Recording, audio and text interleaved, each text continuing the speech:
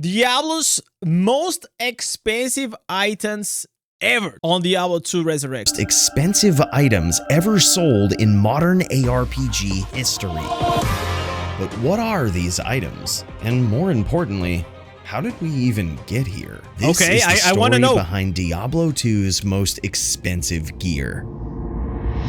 D2 is a strange game. We chase a mysterious wanderer through the world of Sanctuary in a canonically never-ending quest to conquer the most powerful demon. See guys, I guess I was not wrong to do my first playthrough as a barbarian. Look at this guy. He's also barbarian. In the realm. Baal, the Lord of Destruction, Mephisto, Lord of Hatred, and Diablo, the Lord of Terror, collectively comprise the treacherous trio known as the Prime Evils. And while crossing these demons can Wait, am I getting spoilers? I think I'm getting spoilers, man. Cost players their lives, it certainly doesn't cost them any extra money. I ain't giving you no $350 a goddamn Loch Ness monster. Get your own goddamn money.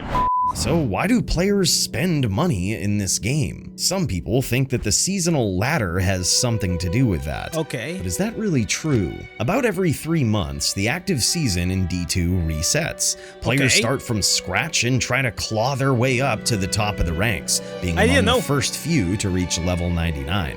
And while spending money on items here can give you a slight advantage, unless you're willing to degenerately compromise your mental health and adult relationships for a few days straight, it probably won't lead to you winning anything. You don't even really need perfect gear to compete anyway. If you've seen this video, you'll know that a player beat 2 of the most spoiled streamers to the top of the Necro charts last season. And he certainly didn't pay much, if anything, for his items. So maybe it's PvP. D2 does have quite a prosperous. So basically, if you lock in and you know what you're doing, and if you are like an absolute degenerate, you're still gonna be able to perform well, right? That's pretty much what I see here. Dueling scene with many of the best players boasting godly gear.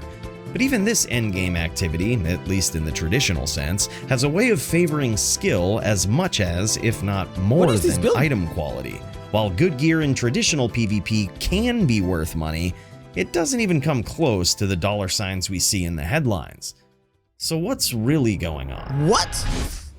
Melee is a different form of player versus player combat, and certainly doesn't follow traditional PvP etiquette. Imagine a dueling arena where the typical variances of skill are removed, and you simply rely on the power of your character's items to carry you to victory. So basically the strongest character will win because they are not moving? They are just auto-attacking each other with the skills? It's basically melee dueling. This arena is ripe for focusing all the attention on a player's gear, and that's certainly what's made it so expensive throughout D2 history.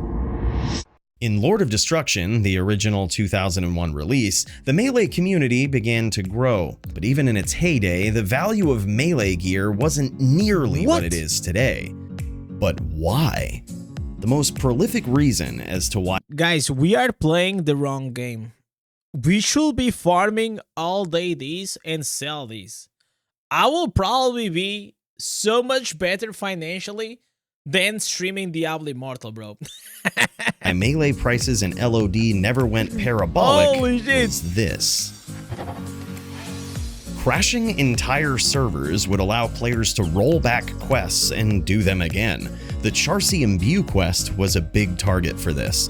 You could practically fill an entire server with high-level characters, attempt the Imbue quest, and crash the server if you didn't like any of the results. The simple secret to doing this was hidden for over a decade. But here's how it worked. First, a player would grab a pre-patch item like this and try to upgrade it using the Horadric Cube recipe. Secondly, there is no second, that's it. The entire server would crash and roll back every character on it, essentially allowing you to redo the Charcy quest. Surprisingly, this was only recently patched and was an exploit that existed for many years. This pretty much curbed the value of godly melee gear back then, but still to this day, a handful of players compete in an ongoing melee ladder on LOD, and their gear is insane. Wait, so these guys just have like the best, the best in slot gear ever. Like the guy that is in first place, he means like he never lost, right?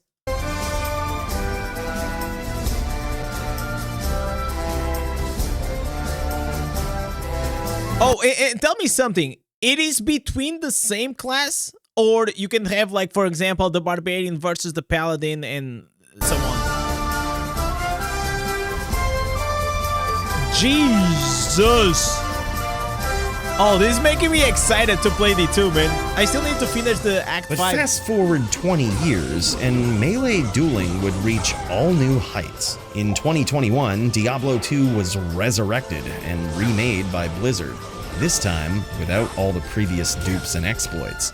Well, it wasn't completely devoid of exploits. When Chinese botters caught wind of the infinite gold glitch, they went to town. This video is not sped up at all and depicts a bot not only creating gold, but using it to massively gamble on circlets until it finds something rather godly. But at least Blizzard is quite a bit faster at patching these things now, and despite what some people might think, they're far better at banning bots. Additionally, the hard separation of realms was no longer just not banning fast enough in Diablo Immortal, let's be honest. Thing, meaning players from all across the world could play against each other and trade gear. Demand was at its highest for godly melee gear to be found. This looks found. Really it certainly was.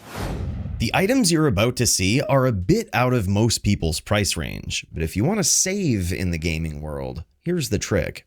G2A, or Gate to Adventure, is basically the secret code for gamers when it comes to saving money. Everything from game keys to software and gift cards are heavily discounted. What a great integration. More than you'll see anywhere else. Thinking about trying Night Rain? This is the best place to go, because even the newest titles are massively discounted. This is a great ad integration. Don't miss this one because it won't be around for long. But if you do, just bookmark G2A and check it out next time you want to try any new game. You'll be surprised at what you find when you start poking around. If you want to help my channel too, just check it out with my link below. This helm is confirmed to have sold for over $9,000. $9,000. Why? In this dueling format, gear with attack rating and defense modifiers is highly sought after. But by the way, the music in the background, it is from Mark Robert. I know it. Like, if you know Mark Robert, the engineer guy, you know this song. And this might be the only 5-bow helm in existence with the Viso mod and over 600 defense. Attack rating and defense dictate how often you hit and how often you get hit versus your opponent. The more AR you have, the more often you hit. The more defense you have, the less often you get hit. So unlike their caster gear counterparts, these attributes are extremely valuable on melee items, but these aren't the only types of items that fetch quite a premium. Casual players might be shocked by the fact that this belt can sell for over $1,000. It's just a dungo's, right? The difference is, this item is 100% perfect. Many abilities on this item roll within a range. Man, this item is more value than me fucking trying hard, so hard, making content on YouTube for like a month and a half.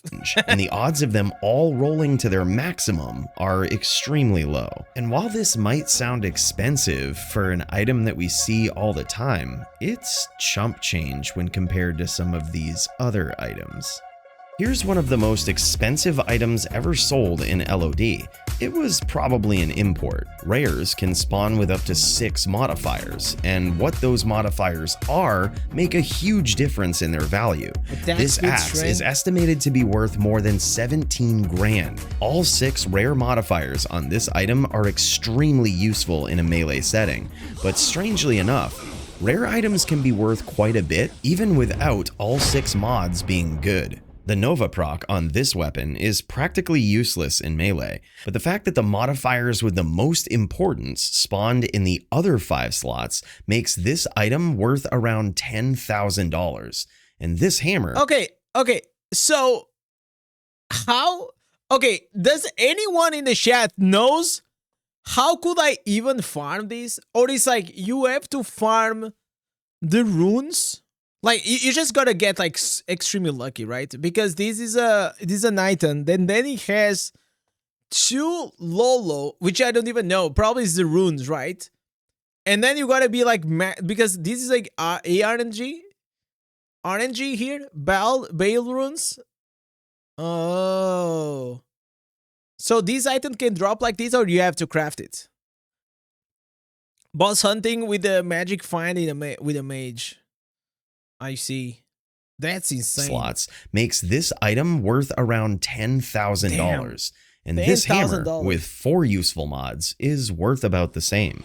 Hammers, or legendary mallets, are one of the most powerful and desirable weapons in Melee. This one in particular is confirmed to have sold for $11,500.